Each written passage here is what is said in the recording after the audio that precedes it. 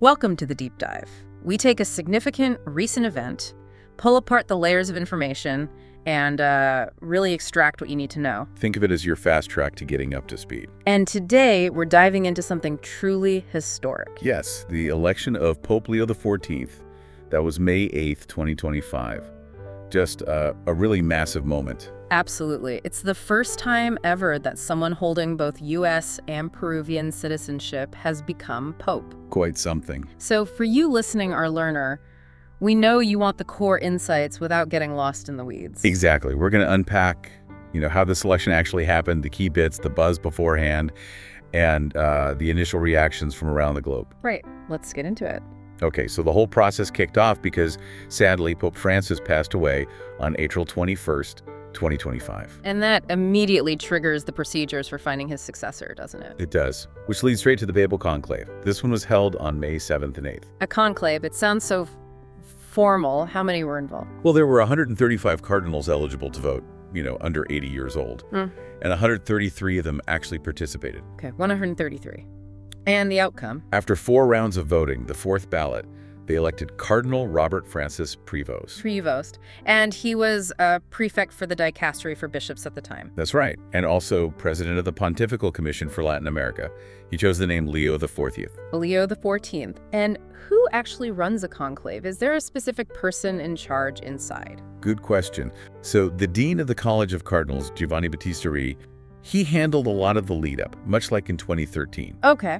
But because both the dean and the vice dean were over 80, they couldn't vote or preside inside the conclave itself. Ah, right. So who could? That responsibility fell to the most senior cardinal bishop under 80. In this case, that was Pietro Parolin. Parolin. Got it. And the timing, the rules, they're very precise, aren't they? Extremely. They operate under rules set out by John Paul II, that's Universi Dominici Gregis, and tweaked slightly by Benedict XVI. And those rules say? Basically, the conclave has to start between 15 and 20 days after the Pope dies, or the see becomes vacant. So a defined window. Yes, and they actually set the date May 7th during one of their meetings, the General Congregations, on April 28th. Okay, let's talk about who gets to vote. These 135 eligible cardinals. Where did they come from? Geographically. It's a really global group now. Let's see, 17 from Italy, 35 from the rest of Europe, 20 from North America, 17 from South America, 23 from Asia, 4 from Oceania, and 17 from Africa. Wow, that really shows the church's reach. I thought there was usually a limit on the number of electors, something like 120. You're right. Technically, the limit set back in 1975 was 120. This was the first time that number was actually higher when the papacy became vacant. How did that work? Well, canon law is clear. Any cardinal under 80 who hasn't lost their voting rights can vote. The cardinals themselves, in their general congregation meetings, confirmed that everyone present and eligible would indeed get to vote. Makes sense. And while technically any baptized Catholic man could be elected... Yeah, in theory. It's pretty much always a cardinal, isn't it? Almost invariably these days. The last time a non-cardinal was elected pope was, goodness, way back in 1378. It's just how it's done now. Right. Were there any cardinals who were eligible but didn't actually make it to the conclave this time? Yes, there were a couple. Cardinal Becciu, who'd had that issue about renouncing his rights earlier. There was some talk he might try to attend, but in the end, he didn't, respecting Pope Francis's wishes. Okay. And then, sadly, 2 cardinals couldn't attend due to health reasons. Cardinal Cañizares Lavera from Spain and Cardinal John Yu from Kenya. So that's how we get down to the 133 who actually voted. Exactly, which meant, doing the math, 89 votes were needed for that 2/3 majority. 89. And you said this was the largest group of electors ever. That's right. It really reflects how Pope Francis expanded the College of Cardinals internationally. Okay, so leading up to the conclave, before they locked the doors, what was the feeling? Were people expecting a certain kind of pope? Oh, there was loads of speculation. It actually started bubbling up earlier in the year, maybe February or March 2025, when Pope Francis had some health issues. Right, people start thinking ahead. Naturally. And given how many cardinals Pope Francis appointed from outside Europe, Yeah, you mentioned the numbers. there was a strong sense, reported by places like the BBC and Time, that a non-European pope was a very real possibility this time. The diversity was just so apparent, 71 countries represented. Did language barriers come up? Italian's usually the working language, right? That was part of the discussion too, yeah. Not everyone is fluent in Italian, which could, shift dynamics a bit. And I remember hearing that old saying, fat pope, thin pope? Ah, yes. That always comes up. The idea that the next pope will be quite different from the last one. Some commentators definitely use that, predicting maybe a more conservative successor after Francis. Were there other theories? There was a report, I think, in the Pillar that some cardinals wanted someone older, maybe late 70s, a sort of 10-year pope, to consolidate things internally. But then the Wall Street Journal suggested the opposite, that maybe a younger pope was more likely.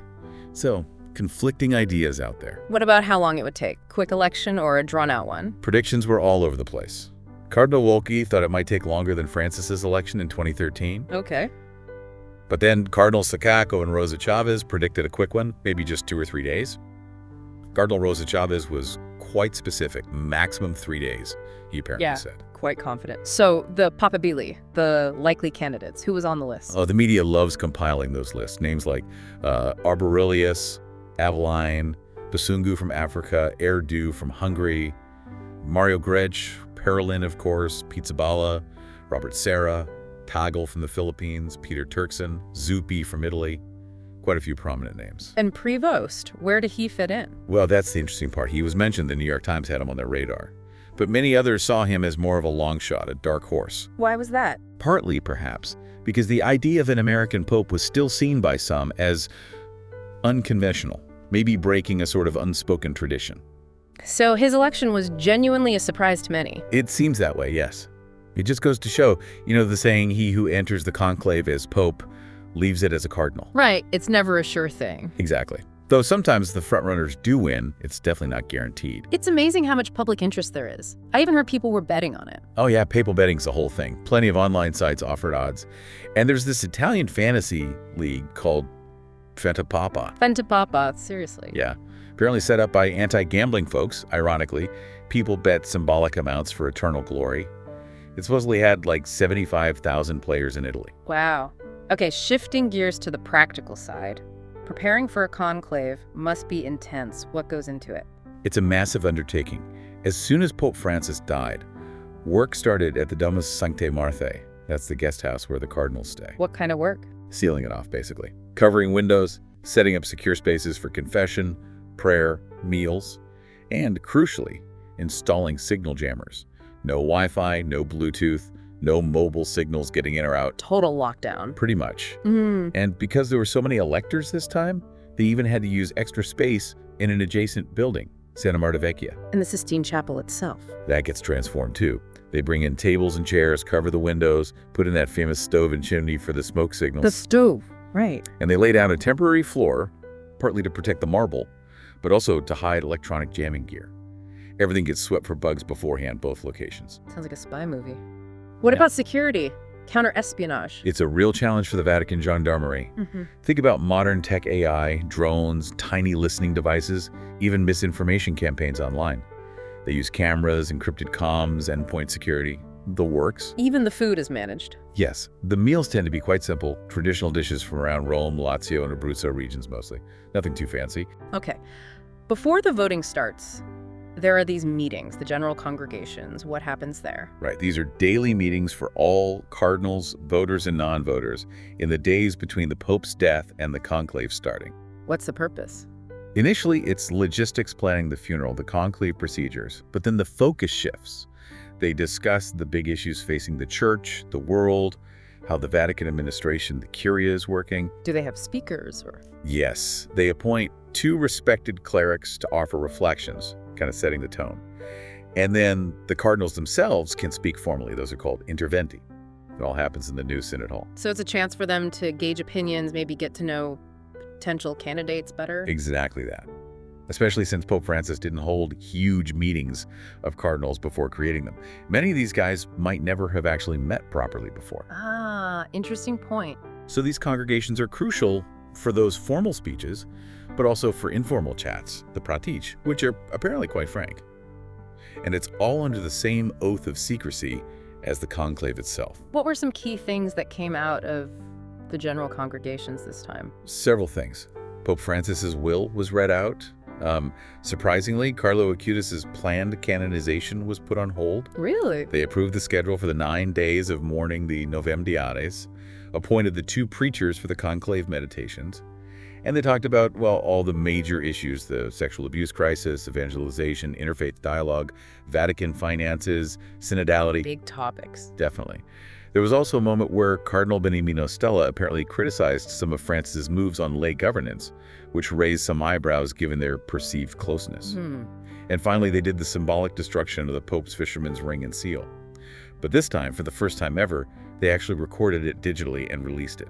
Wow, a nod to modern times, even in that ancient ritual.